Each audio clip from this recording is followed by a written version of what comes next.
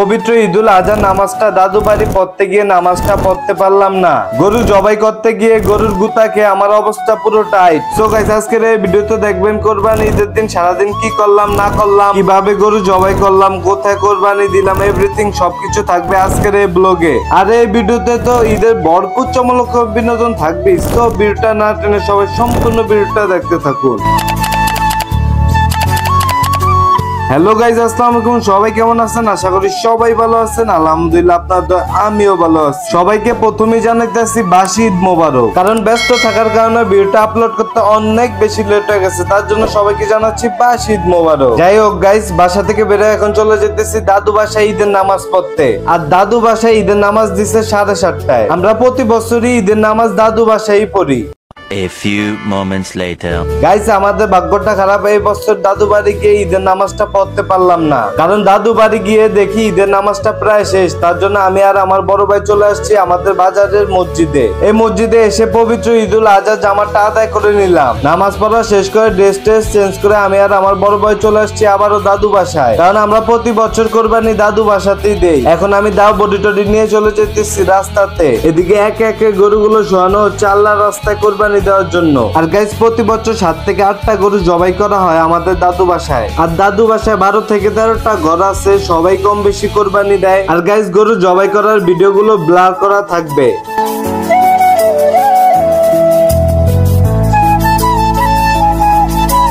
এ মনু, হরো হরো, আজকে গরু মই জবা দিমু। এ হুজুর, সইরা মোরে দেন দেই, মই দেই আজকে জবা দিতে পারি কিনা? হুজুরে বলল হ দিমু তোমারে, পরে তুমি তোমার নিজের হাতই জবা করে দিবা। বুক ভরা সাহস নিয়ে আজকে দর্শি গরুর মাথা যা আছে কপালে। যাই হোক, গরু জবাই করা শেষ করে এখন চামড়া সেলার কাজ শুরু করে দিছে। প্রতি বছর আমার আর টিকটকার মাইদের দায়িত্ব হলো গরুর পা ধরে রাখা। গাইজ, আজকে আমরা ছোট বলে আমাদেরকে এত বড় অপমান। কোরবানি ঈদে গরুর পা ধরে রাখা, চামড়া সেলা, মাংস কাটা, এগুলার ভিতরে আলাদা একটা মজা আছে। গাইজ, আপনারা যারা কোরবানির পশু কষাই দিয়ে কাটান, একবার হলো নিজেরা কেটে দেখেন, ওটার ভিতরে আলাদা একটা আনন্দ এবং আলাদা একটা মজা পাবে। যাই হোক, এদিকে আমার পেটটা চাস্তো ভাই খাইতে খাইতে পেটটা এমন বড় বানাইছে, এখন হাঁটতেও তার কষ্ট হইতাছে। ও মনু, দেখো গরু যেন আবার লাত্তি দেয় না তোমারে।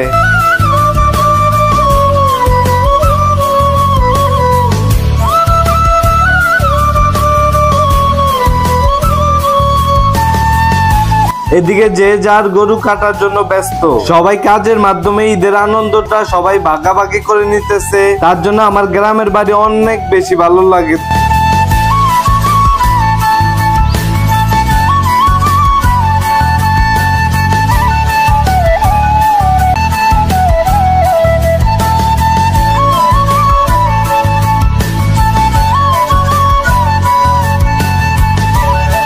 এদিকে আমি আর টিকটকার মাইত কাজ ফাঁকি দিয়ে অগো বাসার 2 তলা ছাদে চলে আসছি। আর গাইজ, এই বাসার 2 তলা আমাদের অনেক স্মৃতি জড়ানো। আমার জন্মের পর থেকে আমরা এই 2 তলাতেই থাকতাম। মাত্র 8 থেকে 10 বছর হয়েছে আমরা সদরে এসে বাসা করছি। আর আগে আমরা ওই বাসার এই 2 তলায় থাকতাম। যাই হোক গাইজ, এদিকে এসে মাংস টাংস কাটা শুরু করে দিলাম। এদিকে দেখি আমার চাস্তো ভাই জুম্মান গরুর বুড়ি পরিষ্কার করতেছে। আরেক চাস্তো ভাই টিকটকার মায়ের দেখি কাজ ফাঁকি দিয়ে জায়গায় নিরিবিরি দাঁড়ায় রয়েছে একা একা। আর গাইস, এই সন্ত্রাসটা হলো টিকটকার মাইদের ছোট ভাই। এই মেয়েটাকে ছুরি দিয়ে ভয় দেখাইতেছে। চলুন গাইস, ওর সাথে একটু মজা করা যাক। ও ভাই, মাফ করে দাও, দৌড়ে নাইলে দিন না। ও ভাই, এবার মতো মাফ করে দেন। কল্লার এমনি দিকে সা সবাই এবার মতো মাফ করে দেয় না। মাফ করবো না, তুই আমার লাত্তি দিস তাও দর্শক। সবাই এবারের মতো সরি। কি খাবি? রব গাইস, রব খাওয়ানোর লেগে আমার খাওয়া দরছে। যাই হোক গাইস, এদিকে আমাদের কাজ প্রায় শেষ। A few moments later. Guys, গরু কাটা কোটা শেষ করে এখন চলে যেতেছি আমাদের বাসায় মাংস নিয়ে। আর গাইজ, আজকে আমি আর টিকটকার মাইদ একদিনে কষাই সেই সেম টি শার্টটা পরছি।